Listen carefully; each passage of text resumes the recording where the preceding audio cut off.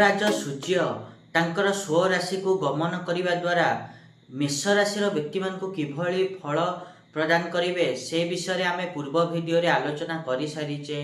ଯେଉଁମାନେ ବି ସେ ଭିଡ଼ିଓ ଦେଖିନାହାନ୍ତି ଏବେ ରିସେଣ୍ଟ ହିଁ ଅପଲୋଡ଼ ହେଇଛି, ଦେଖିପାରିବେ। ଆଜି ଆମେ ନେକ୍ସଟ ରାଶି ଅର୍ଥାତ୍ ବୃଷ ରାଶିର ବ୍ୟକ୍ତିମାନଙ୍କୁ ସୂର୍ଯ୍ୟଙ୍କର ଏହି ଗୋଚର କିଭଳି ଫଳ ଦେବ ସେହି ବିଷୟରେ ଆଜିର ଭିଡ଼ିଓରେ ଆଲୋଚନା କରିବା।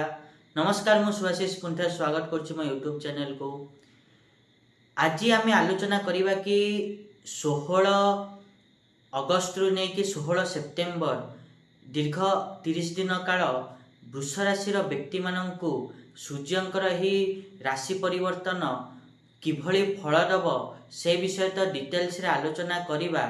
ता पूर्व सबन भली गोटे रिक्वेस्ट करने चाहिए कि जो मैंने भी एजाए चैनल को सब्सक्राइब करना सब्सक्राइब करूँ और पाखे बेल आइकन को प्रेस करूँ, जहाँद्वारा कि मुझे आगू को जहाँ भी किसी वीडियो देवी ता नोटिफिकेशन आपण मानक ठीक समय मिल ता सहित एवं यूट्यूब गोटे नुआ जिनस लॉन्च करछि हाइप बोली।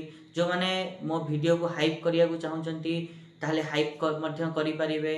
आउ जो मैंने जॉइन हवा को चाहूँगी मो चैनल रे से माने जॉइन होइकि सुविधा नहीं पारिबे किछि।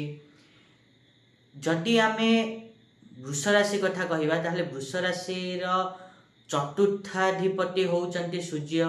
से चतुर्थाधिपति होई चतुर्थ भाव में ही गोचर करिवे, जहा फल रे कि वृष राशि व्यक्ति मानू एही गोचर समय मिश्रित फल मिलिबो।